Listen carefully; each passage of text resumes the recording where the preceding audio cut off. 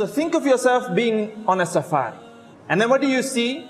You see a giraffe. Beautiful animal, slender, long neck. And it's munching and chomping on some leaves. You are in the safari, you're looking and admiring this beautiful animal. And you're thinking to yourself, wow, how carefree this animal looks. Doesn't have a worry in this world.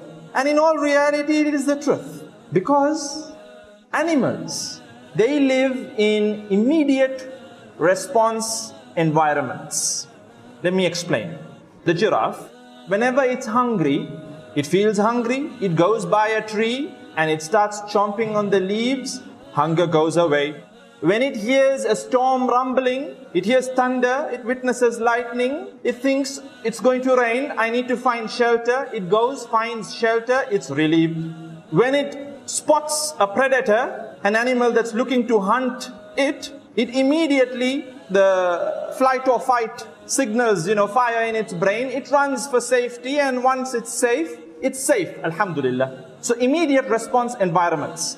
But we human beings, we live in delayed response environments. Today you're studying, you're not going to see the results immediately. You need to get your degree and you still don't know once you get your degree as to whether you would get a job. And even if you get a job, you don't know as to whether you'll be happy doing that particular job. And you don't know as to whether you'll be paid well.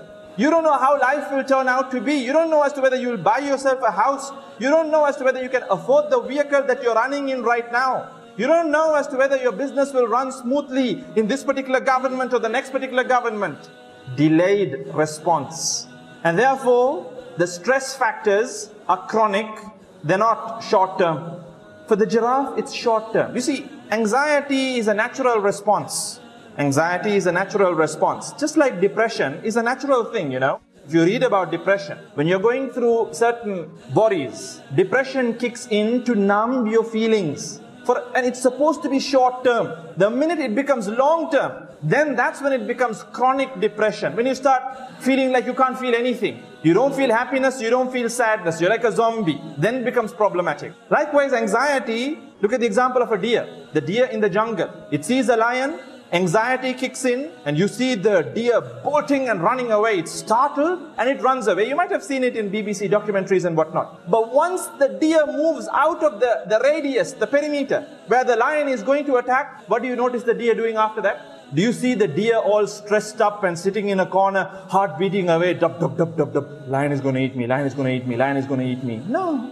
The deer goes to a corner and starts to graze like normal and it goes on with its life. It doesn't have, chronic anxiety where it's constantly on pins and needles. The next time it spots another predator, again it runs. It goes to a safe haven. It goes back to its calm state. And this is how we're supposed to be. But we aren't that. We are constantly filled with anxious thoughts. Constantly. We're always on pins and needles.